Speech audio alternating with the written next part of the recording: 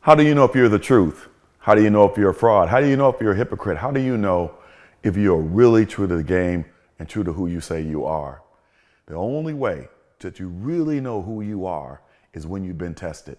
I'm Jerry Maynard. This is Soul Success. I'm excited that you joined me on today. If you're on YouTube, please subscribe and like. If you're on Facebook, please share and like. Let's talk about it. Many of us don't like opposition. We don't like to have to go through testing times. We don't like when people stab us in the back. We don't like when people get in our way. We don't like it when we do good things for other people and they don't do good things for us. Then the question becomes, why do those things happen to us?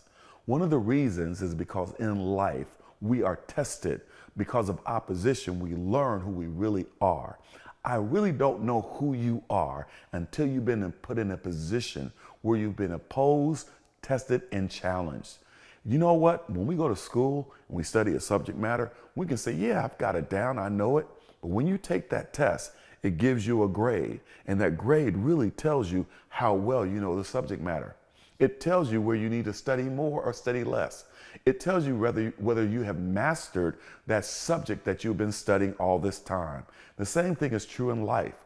When we come up against opposition, when we have tests and challenges in our life, it really is to bring out who we are. It exposes us. It exposes us as to whether we've really been healed. I want to talk about something so personal. When we are walking around and we say, yes, I got joy in my heart, I love God, I love people, I love all these things, and then things happen in our life, it really tests as to what we really mean when we say we love someone, when we say we love ourselves. Have we really forgiven others who've done things to us? Have we forgiven ourselves? What happens when you get tested? When you get tested, you should never look at it that this is not fair. This is not right. I don't understand why I have opposition. I'll give you a great example. When I started my business, I had a business model. I also had a business plan. I had a strategy. I had a vision and a mission for the business.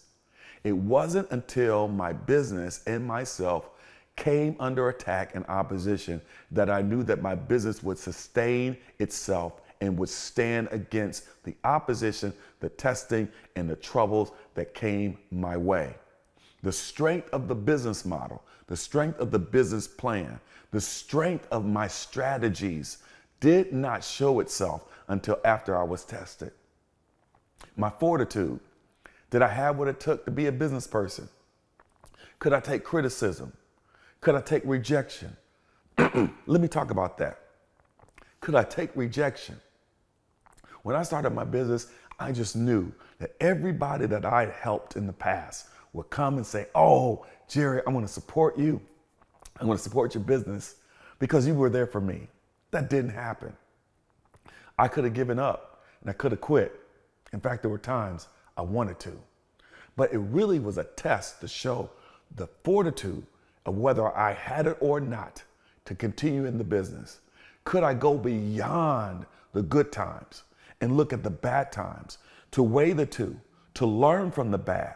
Because the good was great, but the bad came and it showed me my deficiencies. It showed me where I needed to learn. It showed me where I needed to grow. It showed me where I had to have an attitude change. It showed me where I had to change my perspective.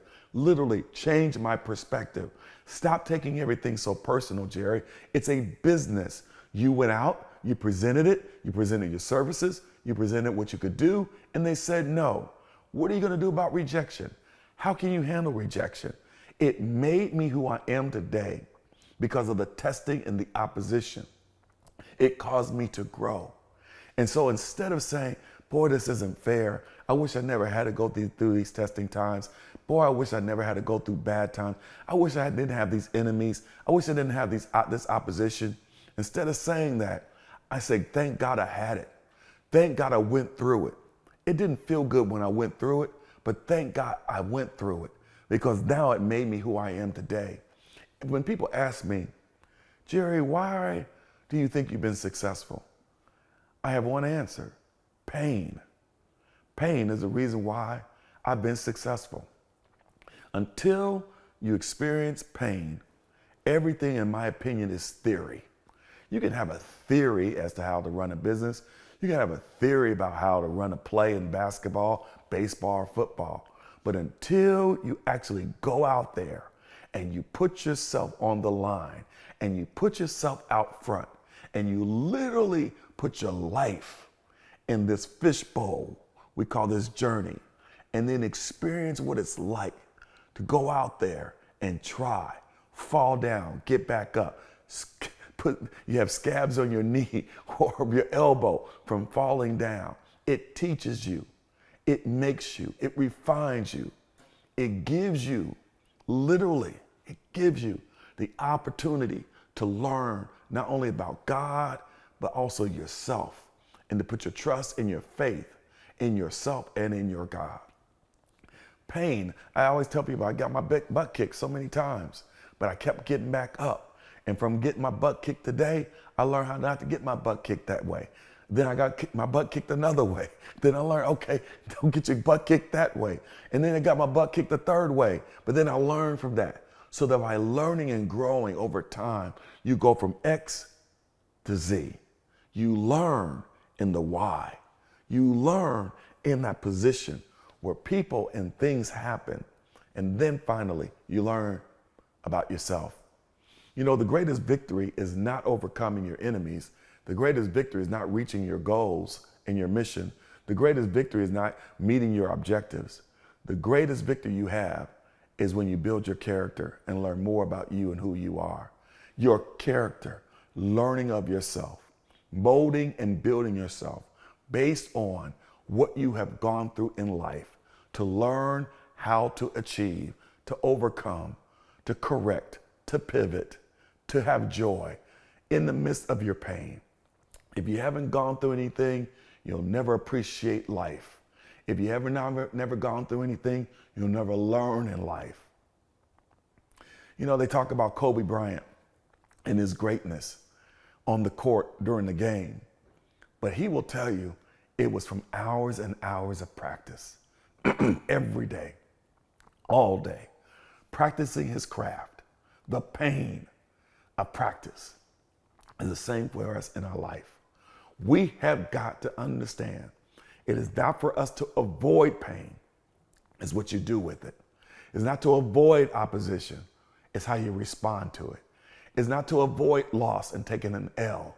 It is how you take it and turn it into a win. That's what makes life so sweet. I encourage you today that who you are will be brought out just like that tea bag that enters the hot water. What's on the inside will come out. So when we have opposition, when we have pain, when we have suffering, don't look at it as to your end. Look at it as to your beginning of something great. And then say, whatever was in that tea bag, if you don't like what came out of it because of the heat of the water, change it, modify it, pivot from it, do better. You know, I went to a picnic during Memorial Day weekend. And when I was there, I looked at my clothes and I was like, oh, wow, I wish they fit better. And then I was reminded by God, you had all year from last Memorial Day when you said the same thing. I wish the clothes fit better. You had the whole year to make a difference, to change. You had a whole year to pivot, to improve. We have the same thing right now. Start today on what can I do to make sure that I am bettering myself, improving my character, building the good things that God has for me through faith and trust, so that when opposition comes, I will have the victory. When things happen, I will have the victory. I know that you have the victory if you're in God, but He doesn't want you to stay where you are. He wants you to continue to grow and have faith in Him and trust in Him. So we do not say to the opposition, go away. We say to the opposition, you have a role in our life, but you will never win. We will be victorious, but the victory really belongs to God, and it builds our character and makes us who we are.